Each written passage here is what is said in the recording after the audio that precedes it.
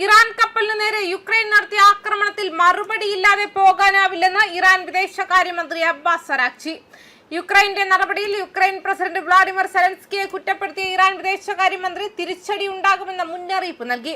ഇതോടെ US-ഇറാൻ സംഘർഷം കൂടുതൽ മേഖലകളിലേക്ക് വ്യാപിപ്പിക്കുകയാണെന്ന ആശങ്ക ഉയർന്നു.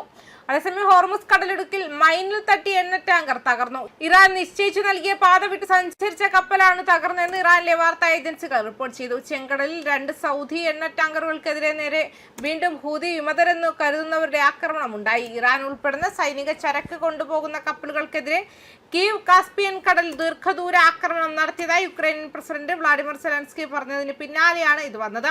ഇത് യുക്രൈനിലെ റഷ്യയുടെ യുദ്ധത്തിന്റെ വർദ്ധിച്ചുവരുന്ന അന്താരാഷ്ട്ര മാനങ്ങളെ അടിവരയിടുന്നു. സെലൻസ്കി ഒരു ഇറാനിയൻ വാണിജ്യ കപ്പലിനെ ആക്രമിച്ചു. ഒരു നാവികൻ കൊല്ലപ്പെട്ടുവെന്നും അരാക്ചി എക്സിൽ പറഞ്ഞു. യൂറോപ്പിനെ അതിന്റെ യുദ്ധത്തിലേക്ക് വലിച്ചിഴക്കാൻ ഇസ്രായേലിന്റെ നിർദ്ദേശപ്രകാരം നടത്തിയ ഒരു നഗ്നമായ UN ചാർട്ടർ ലംഘനമെന്നാണ് ഇത് വിശേഷിപ്പിച്ചത്. യൂറോപ്യൻ യൂണിയന്റെ കാജ കല്ലാസ്, റഷ്യൻ ഉന്നത നയതന്ത്രജ്ഞൻ സെർജി ലാവ്റോവ് എന്നിവരുമായി നടത്തിയ ഫോൺ കോളുകളിൽ കീവിലെ ഫ്രീ ലോഡർ ചെയ്തതിന് ഉത്തരം ലഭിക്കില്ലെന്ന് അദ്ദേഹം വ്യക്തമാക്കിയെന്നും അദ്ദേഹം കൂട്ടിച്ചേർത്തു.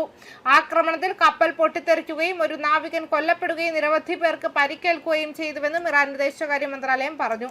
റഷ്യയും ഉക്രൈനും തമ്മിലുള്ള സംഘർഷത്തിൽ ഇസ്ലാമിക് റിപ്പബ്ലിക് ഒരിക്കലും ഇടപെട്ടിട്ടില്ല എന്നും മന്ത്രാലയം പ്രസ്താവനയിൽ വ്യക്തമാക്കി. കാസ്പിയൻ കടൽ ദീർഘദൂര ആക്രമണങ്ങളിലൂടെ സായുധ സേന വളരെ ശക്തമായ ഫലങ്ങൾ നേടിയിട്ടുണ്ടെന്ന് ശനിയാഴ്ച Ukraine president Vladimir Zelensky social മീഡിയയിൽ പറഞ്ഞു. ഇറാൻ ഉൾപ്പെടുന്ന സൈനിക ചരക്ക് കയറ്റുമതിയിൽ ഉപയോഗിക്കുന്ന കപ്പലുകളും ഒരു യുദ്ധക്കപ്പലും ഇതിൽ ഉൾപ്പെടുന്നു. ഇറാനും റഷ്യയും തമ്മിൽ സൈനിക ചരക്ക് കൊണ്ടുപോകാൻ ഉപയോഗിച്ചിരുന്ന അന്താരാഷ്ട്ര ഉപരോധങ്ങൾക്ക് വിധേയമായ ചരക്ക് കപ്പലുകൾക്ക് നേരെ ഡ്രോൺ ആക്രമണം നടത്തിയതായി യുക്രൈന്റെ രഹസ്യ അന്വേഷണ വിഭാഗവും ടെലിഗ്രാമിൽ റിപ്പോർട്ട് ചെയ്തു. ഇറാനിയൻ സ്റ്റേറ്റ് ടെലിവിഷൻ പറയുന്നതനുസരിച്ച് ഈ ശത്രുതാപരവും ക്രിമിനൽ പ്രവൃത്തിയിൽ പ്രതിഷേധിച്ച് വിദേശകാര്യ മന്ത്രാലയം ശനിയാഴ്ച ടെഹ്റാനിലെ ഉക്രൈനിയൻ ചാർജ് അഫയേഴ്സിനെ വിളിച്ചു വരുത്തി. അതേസമയം US വെടിനിർത്തൽ തുടരുന്നിടത്തോളം തങ്ങളും സമാധാനം പാലിക്കുമെന്ന് ഇറാൻ വ്യക്തമാക്കിയിരുന്നു. 13 ദിവസം നീണ്ട വ്യോമാക്രമണം നിർത്തിവെക്കുന്നതായി US പ്രസിഡന്റ് ഡൊണാൾഡ് ട്രംപ് പ്രഖ്യാപിച്ചിരുന്നു. നയതന്ത്ര ശ്രമങ്ങൾക്കായാണ് വെടിനിർത്തൽ എന്നാണ് US നിലപാട്. എന്നാൽ മുൻ അനുഭവങ്ങളുടെ പശ്ചാത്തലത്തിൽ US നിലപാടിൽ ശുഭാപ്തി വിശ്വാസമില്ലെന്ന് ഇറാൻ അറിയിച്ചു.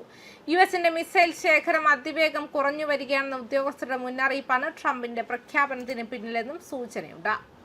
ന്യൂസ് ഡെസ്ക് കർമ്മ ന്യൂസ്.